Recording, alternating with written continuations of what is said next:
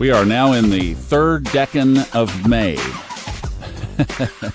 May 21st. Thomas Miller. Thanks for joining us on the Fun Astrology Podcast. Good morning, good day, whenever you're listening to this. Thanks for stopping in for a few minutes of pontification today. As promised yesterday, I thought we might just pontificate a little bit today because nothing else is going on in the chart that wasn't there yesterday. The moon is still in Taurus, and tomorrow, new moon. Yes, tomorrow at 1:39 p.m., new moon. The moon moves into Gemini at 9:35 a.m., and we have a couple of other aspects that we'll talk about tomorrow. Let's save that for TGI Friday.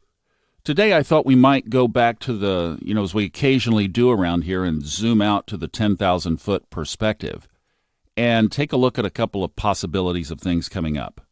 Okay, let's walk this back. So our focal point of everything that's been going on here in 2020 is January 12th, 2020. That was the Saturn-Pluto conjunction.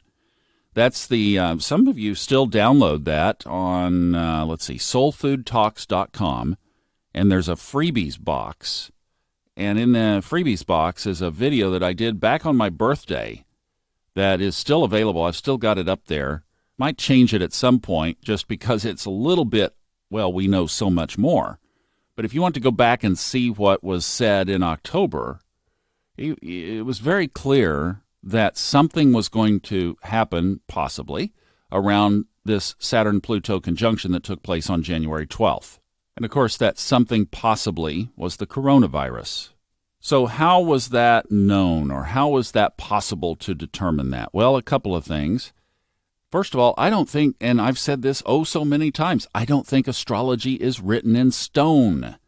So many people are like, Saturn's involved, so bad things are going to happen. Pluto's involved, so get ready. You're going to, something's going to get torn down. And that's not always the case. In other words, you can't universalize something and then have exceptions. And there are people who live their lives and in a state of consciousness where these macro energies simply don't necessarily apply.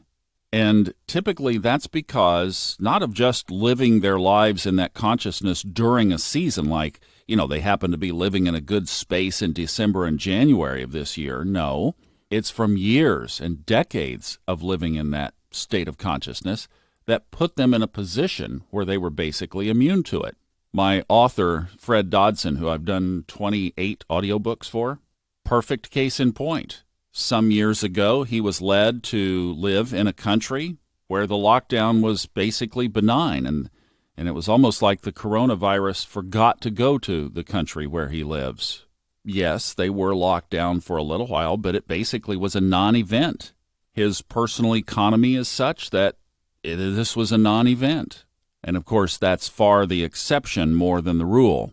Now, the other thing about Saturn and Pluto is the fact that Pluto moves so slowly that walking all the way back to the year 1284, it only has happened twice. So when we go back and get our historic barometer on this, we've got a pretty good picture. I mean, it's like it was really clear, and there were several similarities of those two times.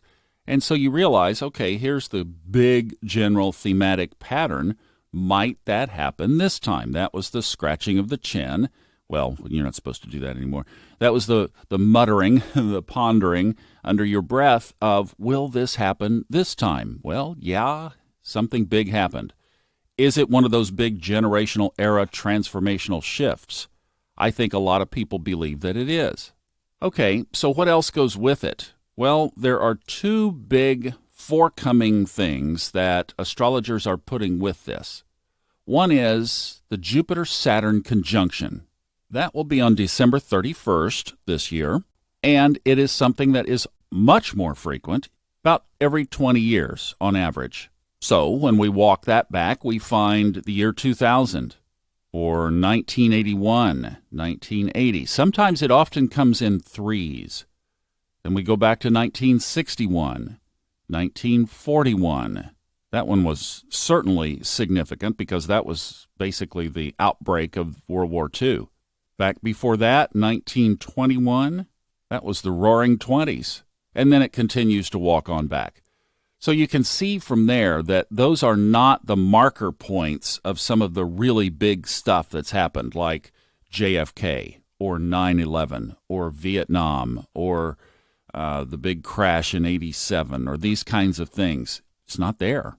I mean, some things were triggered, and there certainly were recessions around some of those periods, but they were fairly minor and what I would call just fairly normal.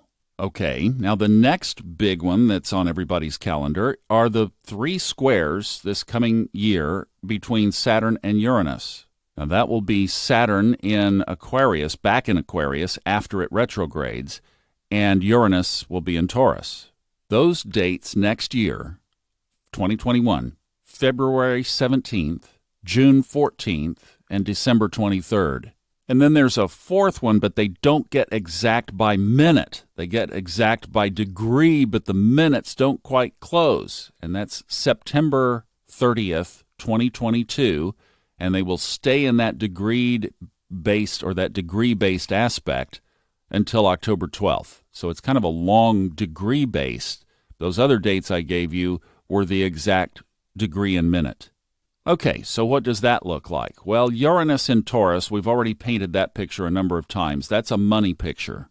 It also can be a picture around home, because Taurus certainly represents or brings us home. So we've got a money thing at play there. We could have relationships. It would be better if that were Venus, the Libra Venus, the Venus expressing itself through the sign Libra.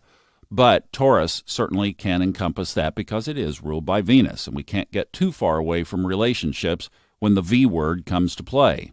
So when I walk that aspect back, Saturn squaring Uranus, same thing basically. It happens often in threes, and yes, there are some recessions, but look, I mean, in a healthy economy, a recession happens every 7 years. We're way overdue. So my point is this, as the clock on the wall wanes away fast here for this episode, is that I am definitely pondering the merits of some of these upcoming predictions. And you guys know that I like to find the duality in the astrological chart. I mean, there's always another side of the equation. Now, this Saturn-Pluto, yeah, it happened big, and it happened hard. And as this party slowly starts to move into Aquarius, first Saturn and then by 2024 Pluto, that is going to be a significant change. I do believe that. Is a big economic difficulty in the upcoming years part of that? I don't know. I mean, this is where I'm saying, if you wanted to take that Jupiter-Saturn as a trigger for it and then catch those squares, yeah, I mean, that's what a lot of people are saying. But consciousness can prevail, and maybe the collective consciousness has been shaken by this enough, or I don't know, just whatever might else come into play that might make those things benign. I'm just saying, it's not written in stone, folks. It is not written in stone. Those are my mutterings on an otherwise quiet astrological day. We'll pick up the new moon tomorrow. New moon in Gemini on the Fun Astrology podcast tomorrow.